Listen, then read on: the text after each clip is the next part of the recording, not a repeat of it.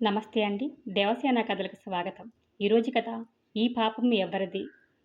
కథలోకి వెళితే, డాడీ అక్క హాస్పిటల్‌లో ఉంది. మమ్మీ కూడా అక్కతోనే ఉంది. నేను ఒక్కదాన్ని ఇంట్లో ఉన్నాను. త్వరగా రండి ప్లీజ్.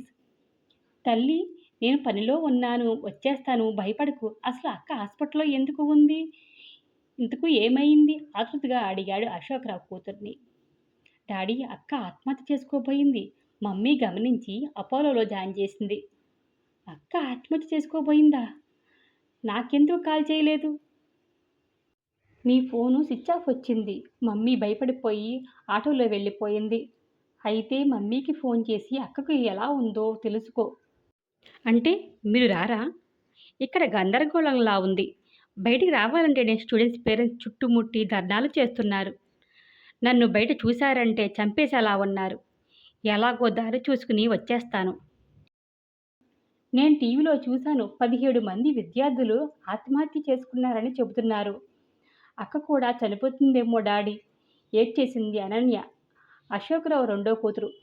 తల్లి ఏడవకురా, నేను వచ్చేస్తున్నాను. ఇద్దరం హాస్పిటల్‌కి వెళ్దాము. త్వరగా రండి డాడీ. మమ్మీ ఫోన్ ఎంగేజ్ వస్తుంది.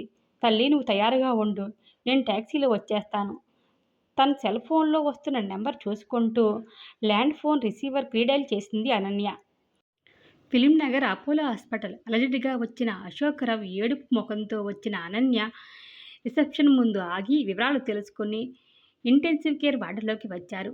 అప్పటికే రూము ముందు ఏడుస్తూ కూర్చున్న భార్య విశాలను చూస్తూ, విశాల, మన శ్రీవిద్యకి ఏమైంది? ఎలా ఉంది? భార్య చేతులు పట్టుకొని దగ్గద స్వరంతో అడిగాడు అశోక్‌రావు. ఎవరు ఏమీ చెప్పడం లేదు. శ్రీ ఆత్మహత్య ప్రయత్నించింది.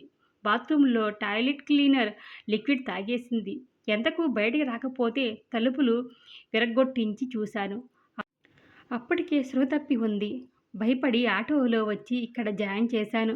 మీకోసం ఎంత ట్రై చేసినా మీ ఫోను దొరకలేదు ఏడ్చేసింది విశాల. మన శ్రీకి ఏమీ కాదు, ఊరుకో. నేను డాక్టర్తో మాట్లాడతాను.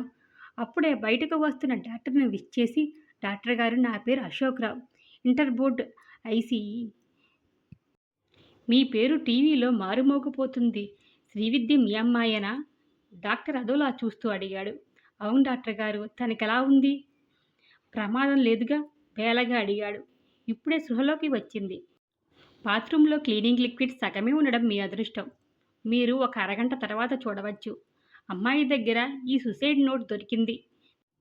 నిజానికి మేము పోలీసులకి హ్యాండ్ ఓవర్ చేయాలి. అమ్మాయికి పెద్ద ప్రమాదం సంభవించలేదు కాబట్టి మీకు ఇస్తున్నాను. లెటర్ చేతిలో పెట్టి అశోక్ వంక అసహ్యంగా చూస్తూ తన ఛాంబర్లోకి వెళ్ళిపోయాడు డాక్టర్. వణుకుతున్న చేతులతో లెటర్ ఓపెన్ చేశాడు అశోక్‌రావు. నాన్న, ఇలా అనడానికి అసహ్యంగా ఉంది. అయినా తప్పదు. కారణం, ఈ పాపిట్టి జన్మకు కారకులు మీరే కాబట్టి. సాయంత్రం టీవీ చూసి నా క్లోజ్ ఫ్రెండ్, మా కాలేజీ టాపర్ సువత్సల ఆత్మహత్య గురించి విని తనను ఆఖరిసారిగా చూసి వద్దామని తన ఇంటికి వెళ్ళాను. ఫ్యాన్కు చున్నీతో ఉరివేసుకుంది. తనని ఆ స్థితిలో చూడాలంటేనే భయం వేసింది. ఏడుపును కంట్రోల్ చేసుకోలేకపోయాను. అప్పటికే సువత్సల తల్లి స్పృహ కోల్పోయి దీనంగా పడి ఉంది. తండ్రి ఆమెకు సపర్యలు చేస్తూ కుమిలిపోతున్నాడు. వాళ్ళది చాలా పేద కుటుంబము. వారికి టీవీ లేదు. కనీసం ఒక సెల్ ఫోన్ కూడా లేదు. తన ధ్యాస, ధ్యానం చదువు మాత్రమే. ఫస్ట్ ఇయర్లో కాలేజీ టాపర్. ఈ ఇయర్లోనూ స్టేట్ ఫస్ట్ వస్తుందని లెక్చరర్ కూడా భావించారు. అటువంటి సువత్సల సెకండ్ ఇయర్లో తప్పింది. కాదు, తప్పించారు, చంపేశారు. సువత్సలను చూడడానికి వచ్చిన నా క్లాస్మేట్స్ నన్ను ఎలా ట్రీట్ చేశారో చెబితే మీరు చచ్చిపోతారు. ఏయ్ రాక్షసి, మీ నాన్న మనిషా, పశువా? 17 మంది ప్రాణాలను తీసిన హంతకుడు వాడు. వాడు మాకు కనిపిస్తే కొరికి చంపేస్తాము. అటువంటి పందికి నువ్వెలా పుట్టావే? మా నాన్న ఐఏఎస్ అని చెప్పేదానివి. అప్పుడు తప్పుగా ఇండియన్ అడ్మినిస్ట్రేటివ్ సర్వీస్ అనుకునేవాళ్ళం. అది ఇండియన్ అసమర్థుల సర్వీస్ అని ఇప్పుడు అర్థమయ్యింది. వాడే గనక మా ఫాదర్ అయ్యుంటే పేక పిసుకో, కత్తి పెడుతున్న నరికో చంపేసేవాళ్ళం. నీకు సిగ్గు, లజ్జ, చీము, నెత్తురు ఉంటే కనీసం నీ ఎడమకాలి చెప్పుతో కొట్టి శ్రీవిద్య అనిపించుకో. అసలు నిన్ను పుట్టించింది ఆ పశువు కాదో మీ అమ్మని అడిగి తెలుసుకో. వాడు దొరికితే గుండు కొట్టించి సున్నం బొట్లు పెట్టి గాడిద మీద, పంది మీద ఎక్కించి మున్సిపాలిటీ మురుగు కాలువలో సన్మానం చేస్తాము. ఇంకా ఎన్నెన్ని మాటలు అన్నారో. నేను అక్కడే చచ్చిపోక ఇంటికి వచ్చి ఆత్మహత్య ఎందుకు పాల్పడుతున్నానో నాకే అర్థం కావట్లేదు. నిజమే. వాళ్ళన్న మాటల్లో ఏది అబద్ధం కాదు. మీరు చదివింది ఐఏఎస్. దాని అర్థం కూడా తెలియని ఎదవల దగ్గర మీరు పని చేస్తున్నారు. మొన్నటి శ్రీలక్ష్మి ఐఏఎస్ పరిస్థితి మీకే కాదు 2 రాష్ట్రాల ప్రజలకు తెలుసు. తెలిసి కూడా తిరిగి అదే తప్పు చేస్తున్నారు. రాజకీయ నాయకుల జీవితం 5 ఏళ్ల ఉంటే గగనం. అటువంటి అల్పాయుష్కుల దగ్గర 30 సంవత్సరాల సర్వీసు ఉన్న మీరు ఎందుకు బానిసలుగా బతుకుతున్నారు? కక్కిన కూడు వంటి లంచాల కోసమా? లేబర్ రూమ్‌కి తేడా తెలియనివాడు ముఖ్యమంత్రి. వందే మాతరం జనగణమన తెలియనివాడు విద్యాశాఖ మంత్రి. కనీసం ఒక్క మంత్రిని పాఠశాలలో మేము రోజు చెప్పే ప్రతిజ్ఞ చెప్పమనండి. ఇటువంటి నిరక్షరాస్యుల దగ్గర జీ హుజూర్ అనే బానిస బతుకులు అవసరమా చెప్పండి? ఇక పాఠశాలలో చదువులు చెప్పే ఎంతమంది టీచర్లు విద్యార్థి స్వాతంత్రం, బాధ, భక్త వంటి పదాలు కూడా సరిగ్గా పలకలేని పండితపుత్రులు? మీ విద్యాధికారుల్ని సైకియాట్రిస్ట్, చెకోస్లవేకియా స్పెల్లింగ్ చెప్పమనండి. ఇటువంటి రాస్కెల్స్ పిల్లల ప్రాణాలు తీయడానికి తప్ప దేనికి పనికిరారు. అవునా కాదా? వైజాగ్ దగ్గర బే ఆఫ్ బెంగాల్ ఉంది అంటే మనం కూడా హైదరాబాదులో ఒకటి పెట్టుకుందామా అనే బుద్ధి లేని వెధవ మనకు మంత్రి. 17 మంది పిల్లలు ఆత్మహత్యలు చేసుకున్నారు అంటే సానుభూతి కూడా చూపకుండా పరీక్షలు సరిగ్గా రాయకపోతే తప్పుతారు, అటువంటి వారు ఆత్మహత్యలు చేసుకుంటారు అని స్టేట్మెంట్ ఇచ్చిన వాడిని ఉరితీయాలా? పబ్లిక్లో రాళ్లతో కొట్టి చంపాలో మీరే చెప్పండి. అంత పెద్ద చదువులు చదివారు, కనీస జ్ఞానం కరువైనట్లు మరీ బానిసలుగా మనుగడ సాగించడం అవసరమా? పాస్ అయిన ఆనందంలో ఫేస్బుక్ చూస్తుంటే ఒక కొటేషన్ కనిపించింది. అది మీలాంటి వారికి సరిగ్గా సరిపోతుందని ఇప్పుడు అర్థమయ్యింది. కనీసం మీరు భవిష్యత్తులో ఆలోచిస్తారని నా లెటర్లో రాస్తున్నాను. ఒక బియ్యపు గింజ మరిగే పాలలో చేరితే పాయసం అవుతుంది. అదే బియ్యపు గింజ ఎసరులో చేరితే అన్నం అవుతుంది. అదే బియ్యపు గింజ పసుపుతో కలిస్తే దీవించే అక్షింతలవుతుంది. అదే బియ్యపు గింజ బొగ్గుతో కలిస్తే చేతబడి అవుతుంది. మీవి బానిస బ్రతుకులు, రాజకీయ బొగ్గుతో కలిసిన చేతకాని బడుద్దాయి బ్రతుకులు. ఒక్కసారి ఆత్మవిమర్శ చేసుకోండి. కిరాణా షాపు నుండి వచ్చిన సరుకుల ధరలు ఒక సామాన్య గృహిణి 2-3 సార్లు పరిశీలించి కొంటుంది.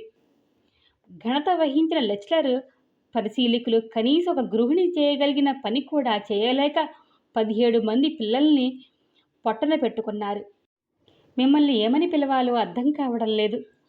పశువులు అందామంటే అవి మీకంటే ఉపయోగకరమైనవి, గడ్డి తిని పాలు ఇస్తాయి. పోనీ పందులు అందామంటే అవి అశుద్ధం తిని పరిసరాలను బాగు చేస్తాయి. మరి మీరు లంచాలు తిని పిల్లలతో పాటు సమాజాన్ని చంపేస్తున్నారు. అమ్మ అనేది మీ నాన్న ఒకే పోస్ట్లో 4 ఏళ్ళు ఉన్నారు.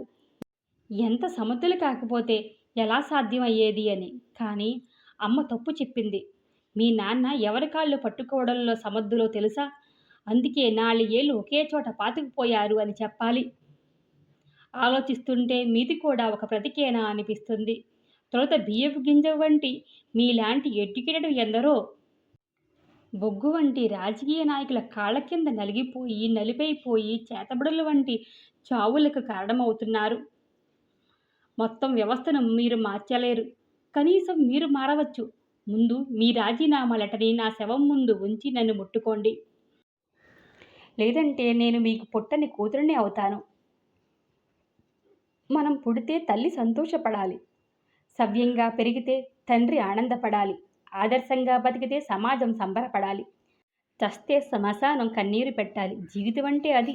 17 మంది విద్యార్థుల చావుకు కారణమైన మీ బ్రతుకుకు అర్థం ఏమిటో చెప్పగలరా? రేపో మాపో చెల్లి వంటి ఎంతోమంది విద్యార్థులు ఇంటర్ పరీక్షలు రాస్తారు. మీ వంటి అసమర్థుల చేతిలో చచ్చిపోతారు. అది జరగకూడదు. సెలవు. కూతురు రాసిన లెటర్ని చదివి కన్నీరు మున్నీరైపోయాడు.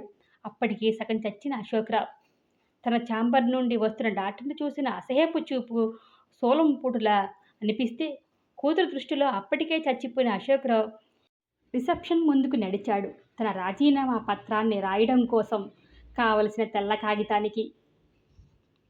ఈ పాపం ఎవ్వరిది అనే చిన్న కథ మీకు నచ్చినట్లయితే లైక్ చేయండి, షేర్ చేయండి. Please subscribe my channel. Thank you. Me Devasena.